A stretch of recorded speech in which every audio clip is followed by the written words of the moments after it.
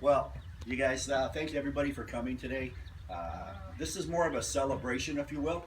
It's a celebration of the life of Wally and Lavonne Wallace. As we know, we're going to put their ashes into the grounds, but that's all they are is ashes. They are in heaven today with the Lord. Wally's doing exactly what he wants to do today, and that's probably play golf, make the most amazing shots, if you will, shots that he always wished he could make down here. And I'm sure Lavonne somewhere is up in heaven in the nursery playing with the babies and watching over them, and that's a good thing. They have new bodies. In the book of John, Jesus is speaking to his disciples, and he tells them, "In my Father's house are many mansions, and where I go, you will go also. You will follow me. And if it wasn't true, I would not tell you so." So what Jesus is saying to his disciples, and that's us as well, we're his disciples, followers, that Lavonne and Wally are now living in the most perfect place in heaven.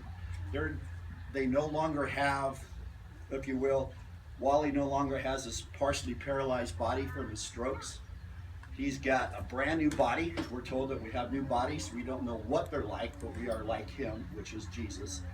And Lavonne no longer has the dementia disease, which has really played a havoc on the last few years of her life. She has the perfect mind and doing what they love to do. I know that sometimes we'll miss them. We'll feel sad when they're not around, but they wouldn't want it that way. They'd want it to be celebrating them, celebrating their lives.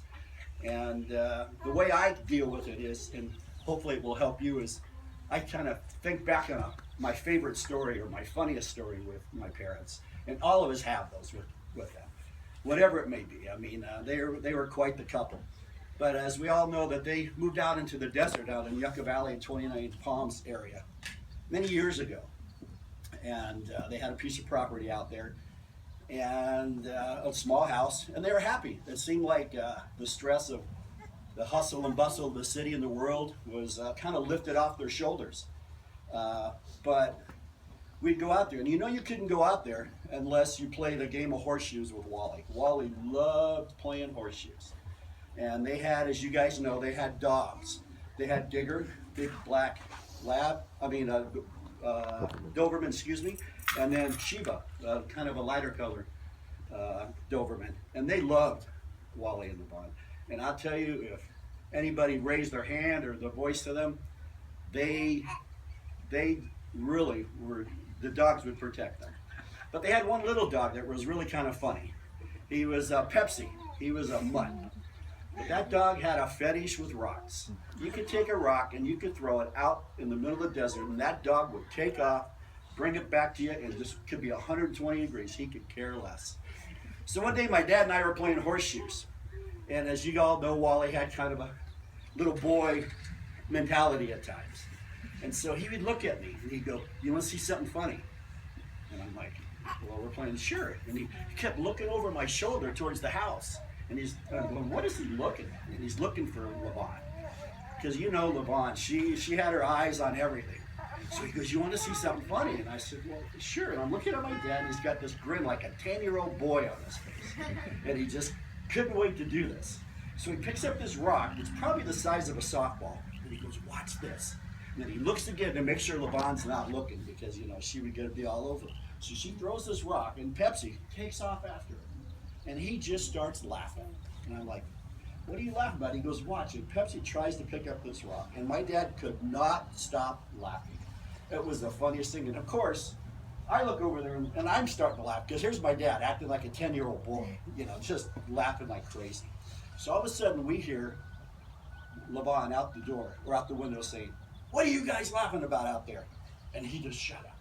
He's like that. And I'm sure Lavonne heard that laugh many a time. Wally doing his pranks or his little jokes, whatever it may be. But anyway, so Lavonne comes storming out of the house. "You guys knock that smile off your face, or I'm going to knock it off for you." And you've heard her say that a million times. So then she's looking, all of a sudden I turn around, and my dad's hiding behind me when Lavonne's coming out. And I'm like, "What are you doing?" And she goes, "Who threw the rock?" And of course, he points to me, and I point to him, and Lavonne goes, which one of you did it? And she knew who did it. She knew Wally did it. So she goes, you guys knock that off, and I have to come back out here. You're going to get in trouble. So we just like held it in. So we threw the horseshoes again, and no sooner did we bend over and we looked at each other, we just started laughing. Just hysterical. I mean, we had tears coming down our faces, and all of a sudden, here's Lavonne again. What are you doing out there? And we just kind of laughed, and all of a sudden we heard the squeak of the screen door open up, and we knew we were in trouble. And we're looking around like, where are we going to go? Because here comes Lavonne. She's coming to get us. All of a sudden, I turn around. There's about a 4-foot fence. I was much younger then. I hopped over that fence like there was no tomorrow. And my dad, this is the funniest part. He wasn't quite as young. He just went to hop on the fence and he got stuck on it. All of a sudden, he's like screaming like a little boy. John, help me, help me, help me. And it's like, your wife, you know, my mom. And she came over there and she whacked him. I was able to get him off the fence and get him over, and we just laid in the ground and just laughed and laughed. We're like two little kids, and I think that's how they would want us to remember them today. Not being sick like they were, but being the people that they are healthy and happy and really love life, love their kids, love their grandchildren, their great-grandchildren, and just remember them as maybe you have a story that you can relate to. Maybe you have a story that will make you smile when those days come that you might miss them and wish they are around. But above all, remember they're in heaven. And heaven is a perfect place. Because in the book of Revelations, we're told that there's no more sickness, no more hate, no more greed, no more sadness, none of that. And that's what they're living today as we speak. They're living that perfect life that we all long for. And you know, we've got to look around and say, who got the short end of the stick here? And I would have to say us, because we're still here. But you can bet and be rest assured that when it comes our time to go to heaven, that not only will Jesus be standing at the gates welcoming us in, Wally and Lavonne will be standing there just waiting to show us all the exciting, cool things to do up there.